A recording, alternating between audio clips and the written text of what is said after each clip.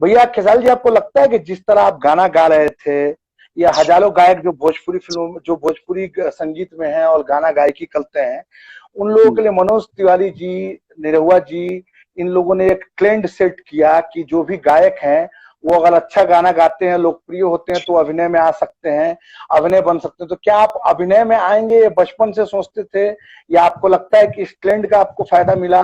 बचपन से आप सिंगर बनना चाहते थे या एक्टर बनना चाहते थे, और आज जो आप बड़े एक्टर बने हैं, इस एक्टिंग करियर में सबसे बड़ा योगदान किसको देते हैं? देखिए, योगदान तो मेरे कहने का मतलब कि मैं उस ऑडियंस को देता हूँ जिस ऑडियंस ने मुझे मेरे ऑडियो को अगर नहीं सुना होता, मेरी वीडियो को नहीं देखा होता, तो सबसे ज्यादा योगदान देखा जाए तो उस ऑडियंस का है। और हाँ, हीरो बनने का योगदान अगर देखा जाए तो कहीं ना कहीं मनोज भैया और रवि भैया का बहुत बड़ा योगदान है। और मनोज भैया का, खास करके मनोज भैया का, कि गायक से वो एक्टर बने, तो हम लोग के लिए एक रास्ता उन्होंने बनाया। और मैं आजीवन शुक्रगुजार हूँ, मैं अपने तीनों भाइयों और 3 भाइयों का, मैं अपने चारों गार्जियन का, जो कि मैं इन लोगों का बचपन में मैं छोटा था तब मैं कहीं ना कहीं कांच कसैली सुना करता था, जो पवन भैया का गाना है। बचपन में समझिए कि ज्यादा उम्र भी नहीं थी मेरी, तब से मैं पवन भैया को सुन रहा हूँ, उनको देख रहा हूँ। मनोज भैया को बचपन से आदमी देख रहा है। छोटे से हम लोग थे तब हम लोग ने बगल वाली जान मारेली से लेके, निरहुआ सटल रहे से लेके, और ये जो मेरे 4 बड़े भाई हैं जो कि मेरे गार्जियन भी हैं, तो इन चारों भाइयों को देखकर मैं बड़ा हुआ हूँ। कहीं ना कहीं मेरे अंदर अगर ऊर्जा आती है तो इनको देख कर आती है। इनसे कुछ सीखने को हमेशा मिलता है, चाहे वो पवन भैया हो, चाहे दिनेश भैया हो, या मेरे बड़े भाई रवि भैया या मनोज भैया। तो ये लोग कहीं ना कहीं हमारे पिता की तरह एक सम्मानित हैं, और हमेशा इनको मैं आदर के भाव से हमेशा देखता हूँ। और मैं आने वाली पीढ़ी को भी यही बोलता हूँ कि अगर आपसे अगर कोई बड़ा है, अगर सम्मानित है, तो उसको सम्मान दें। तो जिसको लगता है कि देना चाहिए वो देता है, जिसको नहीं लगता है वो नहीं देता है, तो उससे क्या मतलब है? नहीं तो मतलब आप ये तो मानते हैं, लेकिन एक्टिंग फील्ड में आप आए तो आप किसको उसका योगदान देते हैं? जैसे एक्टिंग में आप आ गए मनोज मनोज भैया, लेकिन आपको सबसे पहले एक्टिंग में, फिल्मों के लिए किसने संपर्क किया? मुझे कहीं ना कहीं बता रहा हूँ आपको कि मुझे लेकर यहाँ पे आए दीप भैया, अशोक कुमार तो दीप जी। मेरे अशोक कुमार दीप जी, तो मैं उनका हमेशा तहे दिल से हमेशा शुक्रिया अदा करता हूँ कि उन्होंने मेरा कैसेट उठाया और मुझे दिल्ली से उन्होंने बोला कि बेटा तू आ बॉम्बे, 1-2 लोग हैं, तुम्हारी अच्छी पर्सनालिटी है, तू गाता अच्छा है, तुम्हारा नाम बड़ा है, तो तू आ, देखते हैं, 1-2 लोग मेरे जानने वाले हैं, उनसे मिलवाता हूँ। तो उन्होंने आलोक भैया से मुझे मिलवाया, और आलोक भैया मुझे देखे, उस समय में साइन नहीं हुआ था। और उसके बाद मुझे रामाकांत जी से भी उन्होंने उसी समय मिलवाया था। लेकिन मैं जब पटना गया, उस समय मेरा एक गाना आया था कि सैया लइका नियन सूत जला कोरा में दिया क्या जोरा में ना, तो उसी कैसेट को लेके जब मैं पटना गया था, तो एक होटल में मुझे आलोक भैया बुलाए, और बुलाकर और फिर हमें साइनिंग उन्होंने 11,000 रुपया का दिया।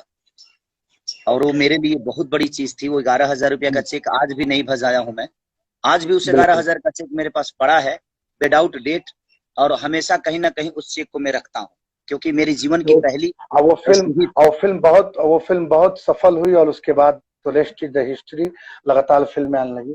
खेसारी भैया, एक बात बोलूंगा कि आज जितनी अच्छी बॉडी आपने बनाई है, मुझे कहते हुए बहुत खुशी हो रही है कि हमारे भोजपुरी इंडस्ट्री में अगर सलमान खान की बात होगी बॉडी को लेकर, शरीर को लेकर के, तो उसमें आपका नाम मैं लेना चाहूंगा कि बेहतरीन बॉडी बिल्डर जो भोजपुरी फिल्मों में अभिनेता जिनका सलमान खान की तरह बॉडी है, तो वो खेसारी लाल यादव का है। और लाखों युवा लड़के जो भोजपुरी देखते हैं, फिल्में देखते हैं, उनके भी आप जिम के लिए सबके इंस्पिरेशन है। लेकिन तब भी ऐसा होता है, जब भी आपको किसी लोग को आपका क्रिटिसाइज करना होता है या आपको नीचा दिखाना होता है, तो लोग कहते हैं कि आप नाच के लवंडा से अपने कैरियर की शुरुआत की है। मैंने इसलिए पूछना चाहता हूं क्योंकि मेरा मानना है कि दुनिया में कोई भी विधा हो जो ईमानदारी से रोजी रोटी देती है वो बुरी नहीं होती है। आप क्या कहेंगे इस बारे में, जो आपको कहा जाता है कि आप नाच के लवंडा है? आपने जो बातें बोली वो बिल्कुल सही बोली। ऐसे तो मैं उस विधा से कभी आया नहीं, और अगर होता भी तो मुझे कहीं ना कहीं मुझे खुद को फक्र होता है कि देखिए, मैं नाच के लवंडा, और नाच के लवंडा में लवंडा उस चीज को नहीं बोलूंगा, कहीं ना कहीं वो सरस्वती के पुत्र हैं, वो संगीत से जुड़े हुए हैं, तो वो एक आर्टिस्ट हैं, वो एक कलाकार हैं। और मैं कभी इस नाच के विधा से जुड़ा नहीं, और ना ही मैं कभी नाच पार्टी में रहा हूँ। मेरी जीवन, मैं तो एक गायक था, और मैं रामायण और महाभारत गाता था, जो व्यास लोग पहले मैं 6-7 महीने रामाशंकर यादव, एक हमारे सिवान के हमारे गुरुजी थे, उनके साथ मैं करीब 6-7 महीना, करीब 7-8 महीना रहा। उसके बाद मैं 4-5 साल कहीं ना कहीं मेरे गुरुजी जो माननीय मेरे श्री कमलाकांत मिश्रा व्यास जी, और उन्होंने मुझे कम से कम 4 से 5 साल में उनके साथ रहा, गायकी सीखी। गायकी में क्या, मैं रामायण महाभारत गाना सीखा। तो मैं कभी नाच पार्टी में नहीं रहा, लेकिन लोगों को मानसिकता को तो मैं नहीं बदल सकता निशान जी। लोग मुझे बोलते हैं इस बात को कि हाँ खेसारी नाच का लवंडा है, बट देखिए लवंडा मैं नहीं कहता, वो एक आर्टिस्ट है। और अगर मुझे लवंडा भी बनना पड़ा तो मुझे कोई उसमें आपत्ति नहीं है इस बात से कि मैं लवंडा था। अगर लोगों का मानना है तो मेरे लिए ये बहुत बड़ी चीज नहीं है कि मैं इसको बुरा मान जाऊं। मैं बुरा नहीं मानता इस चीज को, क्योंकि वो भी एक आर्टिस्ट है। दिन भर बताइए, कोई रोजी रोटी अपना करता है, हल चलाता है, ये करता है, पेट के लिए ही तो करता है। तो पृथ्वी एक स्टेज की तरह है और हर आदमी अपने अपने कर्तव्य के साथ उस पे डांस कर रहा है। अगर मैं नाचता हूँ, अगर मैं मान के चलिए मैं साड़ी पहन के नाचता हूँ, तो कहीं ना कहीं मैं अपने पेट के लिए नाच रहा हूँ, अपने बीवी बच्चों के पालनहार के लिए, अपने बीवी बच्चों की सुख सुविधा के लिए नाच रहा हूँ। बिल्कुल। अगर इसको दुनिया अगर मानती है कि ये विधा बहुत गंदा है, तो सर सॉरी, मैं तो ये बात को नहीं मानता। मैं उसको सरस्वती के पुत्र, और नाचने के लिए जहां बात है, रासलीला किए ना भगवान कृष्ण, तो वो भी तो एक नचनिया थे। तो जो जिस ईश्वर ने हमें पैदा किया, हमें दुनिया दी, हमें इस पृथ्वी पर खेलने के लिए, देखिए आम्रपाली जी लिख रही हैं कि जब आप ऑन स्क्रीन लड़की बनते हैं तो अच्छी अच्छी हीरोइनों को पीछे छोड़ देते हैं। ये कॉम्प्लीमेंट दे रही है क्या मेरे लिए? हाँ, कॉम्प्लीमेंट ही हुआ ना।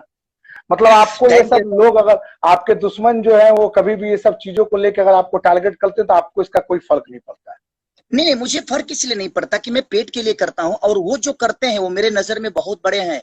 जो नाच में लोग कलाकारी करते हैं, जो नाचते हैं, डांस करते हैं, सर मैं अगर होता भी ना, उस विधा साया भी होता, तो मुझे इस बात का दुख कभी नहीं होता और ना ही कभी दुख होगा मुझे।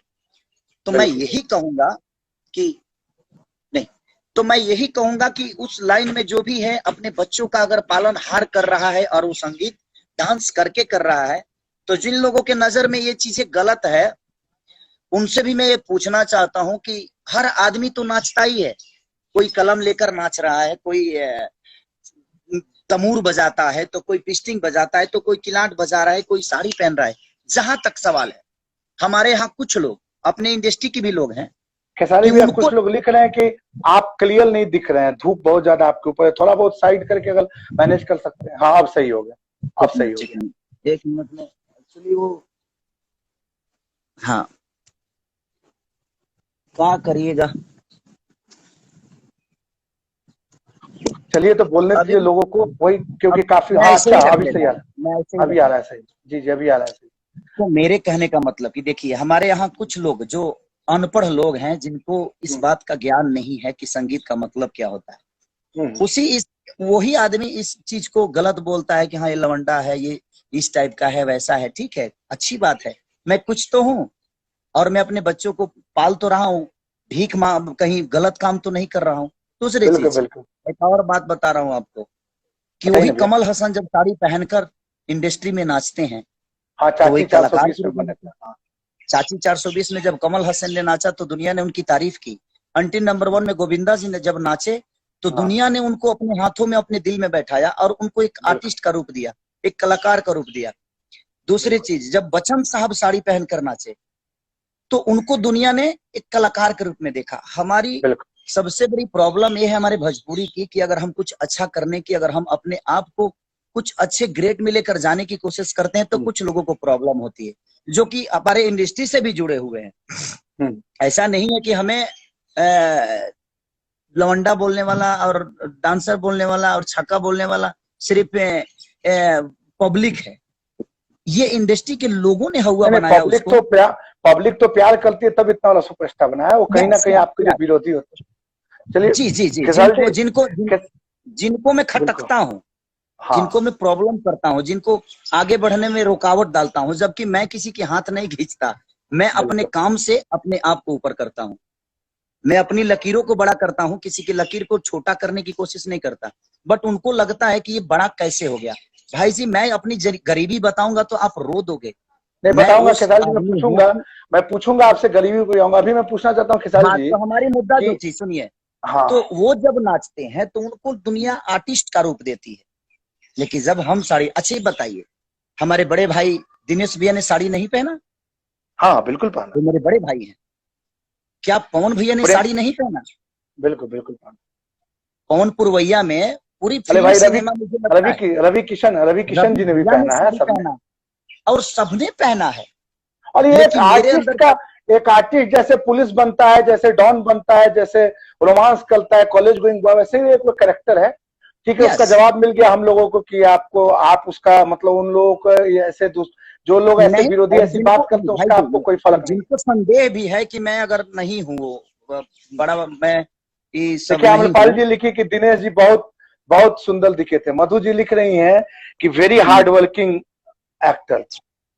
थैंक यू आप दोनों को दिल से थैंक यू। आप लोगों ने तो, आपके साथ मैंने सिनेमा भी की है और अमरपाली जी के साथ तो मैंने कोई सिनेमा नहीं की है। और मैं क्या बोलूंगा, मैं बाद में बोलूंगा जो मेरे लिए किया है।